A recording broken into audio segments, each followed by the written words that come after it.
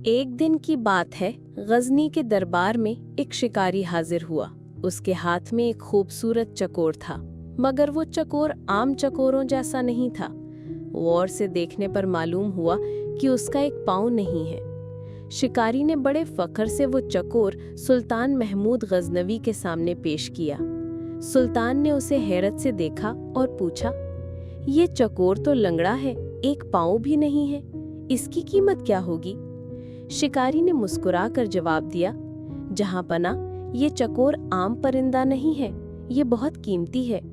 अगर मैं चाहूं तो इसके बदले में बड़ी दौलत ले सकता हूं। सुल्तान महमूद हैरान हुए।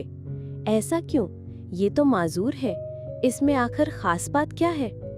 शिकारी ने फख्र से सीना तानते हुए कहा, जहां पना, जब मैं शिकार पर जाता हूं तो इस चकोर को अपने साथ ले जाता हूं, फिर इसे जाल के पास बांध देता हूँ। ये अजीबोगरीब आवाजें निकालता है, ऐसे नारे लगाता है कि दूसरे चकोर जोक दर जोक इसकी आवाज की तरफ खिंचे चले आते हैं। वो समझते हैं कि कोई उनका साथी बुला रहा है, और जैसे ही वो करीब आते हैं, मैं उन्हें आसानी से अपने जाल में कैद कर लेता हूँ। ये चकोर मेरे लिए दूसरे परिंदों को फंसाने का जरिया है, इसीलिए इसकी कीमत बहुत ज्यादा है। शिकारी का जवाब सुनकर दरबार में खामोशी छा गई। सुल्तान महमूद ने लम्हा भर सोचा, फिर हुक्म दिया कि शिकारी को उसकी मांगी हुई कीमत दे दी जाए। सब हैरान रह गए। शिकारी खुशी से चकोर सुल्तान के हाथ में दे गया, लेकिन अगले ही लम्हे सबके लिए एक हैरानकुन मंजर पेश आया।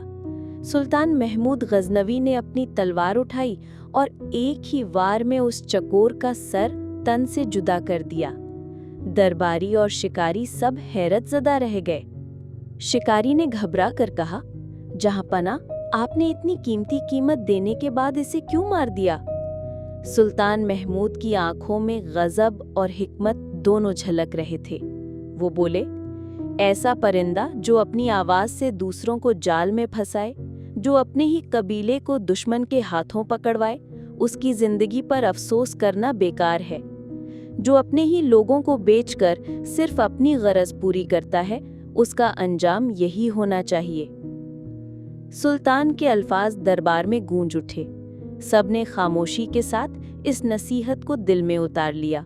जो अपने ही साथियों को नुकसान पहुंचाता है, वो कभी इज्जत नहीं पाता, उसका अंजाम हमेशा बर्बादी होता है।